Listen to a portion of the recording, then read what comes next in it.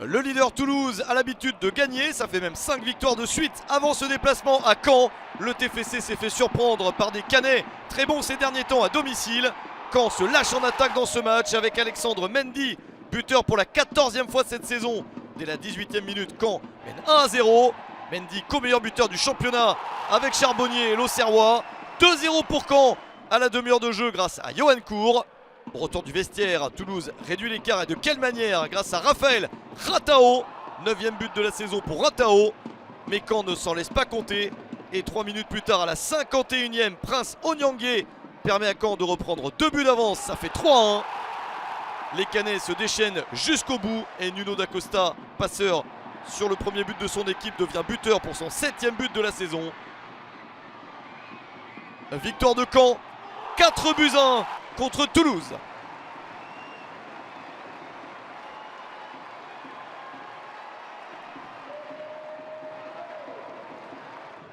Le Paris FC reste un solide 2e du championnat et grignote même des points par rapport aux Toulousains grâce à un nouveau succès et un 16e match sans défaite pour le PFC.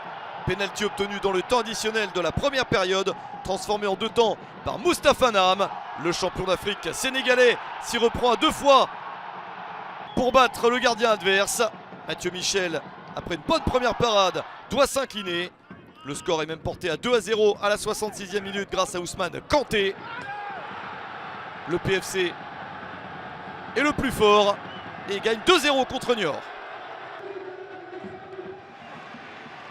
Gros match entre Auxerre et Sochaux, le 4e face au 5e. 1 point d'écart seulement avant le match entre les deux formations. Auxerre débute bien avec Hamza Saki dès la 5e minute. Ça permet de confirmer le statut de l'AJA comme meilleure équipe dans le premier quart d'heure de la Ligue de BKT. Déjà 9 buts dans les 15 premières minutes des matchs pour l'équipe bourguignonne. Auxerre poursuit avec un score de 2-0 à la 18e minute grâce à Mathias Autrette. À une dizaine de minutes de la mi-temps, Sochaux se relance grâce à Yann Kitala. Il n'y a plus que 2 buts à 1 et c'est le score à la mi-temps. Mais en seconde période, Auxerre confirme sa bonne attitude. D'abord grâce au 14e but de la saison de Gaëtan Charbonnier qui exploite bien cette situation. Il est co-meilleur buteur du championnat avec le Canet Alexandre Mendy. Puis grâce à une bonne résistance en défense, même s'il y a une frayeur à la 76e minute car Tony Mauricio réduit l'écart à 3-2, mais Auxerre s'impose au final. Derby Corse toujours très attendu, l'AC Ajaccio accueille Bastia. Lors de la première confrontation de la saison entre les deux clubs, Bastia avait gagné 2-0 contre l'AC Ajaccio, pourtant mieux classé. Et l'histoire se répète car Bastia marque le seul but du match à la 42e minute. Le premier but en Ligue de BKT pour Anthony Roncaglia. L'AC Ajaccio croit pouvoir plusieurs fois au moins égaliser, y compris dans les derniers instants de la partie. Mais ça ne passe pas et c'est bien Bastia qui gagne les 2 derbys cette saison. Celui-ci 1-0 sur le terrain de l'AC Ajaccio. Match très disputé entre Le Havre et Nîmes. Les Havrais sont en confiance, ils sortent de 2 victoires consécutives. Mais Nîmes obtient un pénalty dans le temps additionnel de la première période. Faute sur Eliasson et pénalty transformé par Yacine Benraou. 9e but de la saison pour Benraou. Nîmes est bien parti mais Le Havre insiste. Les Ciels et Marines ont plusieurs opportunités en seconde période. Mais jamais ils ne parviennent à marquer. Car il y a parfois des montants touchés. Et lorsqu'ils ne trouvent pas les montants, Per Christian Bradveit, le très bon gardien de Nîmes, s'interpose.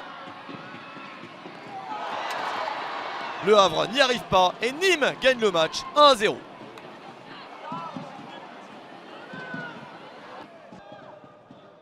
Match là encore très disputé mais plus bas dans le classement entre Dunkerque et Pau. Les Dunkerquois sont relégables et ont besoin de s'imposer.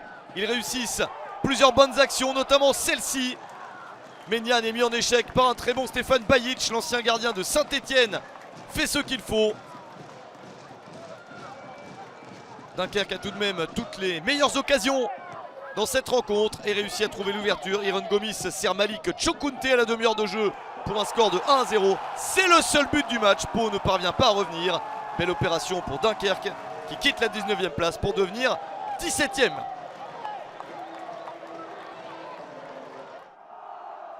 Amiens accueille Nancy. Les Nancéens ont eu une petite opportunité en début de match, mais Amiens a ensuite les meilleures occasions, à l'image de cette frappe sur la barre transversale. Et il faut attendre la seconde période pour voir Amiens un peu plus incisif encore.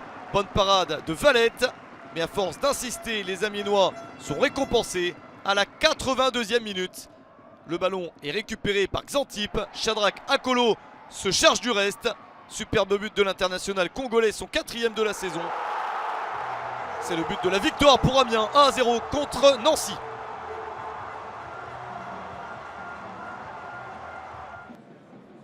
Guingamp accueille Quevilly-Rouen. Les Guingampais débutent parfaitement avec le corner de Youssouf Mchangama pour Baptiste Roux, montée de la défense. 1-0 dès la 8e minute. Mais 20 minutes plus tard, Baptiste Roux, buteur, commet une bêtise en défense. Il oublie le ballon, c'est récupéré par Sabali.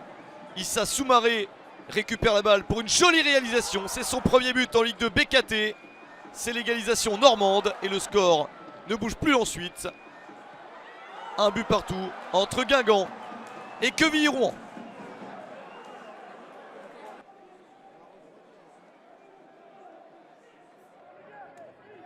Valenciennes accueille Dijon. Les Valenciennois ont toutes les meilleures opportunités dans ce match, notamment Hugo Bonnet en début de partie.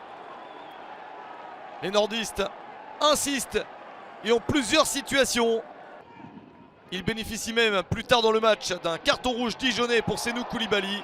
Mais tout est repoussé. Ce tir de Robaille n'échappe pas à la règle, pas plus que cette tête de Ntim qui passe à côté. 0-0 entre Valenciennes et Dijon.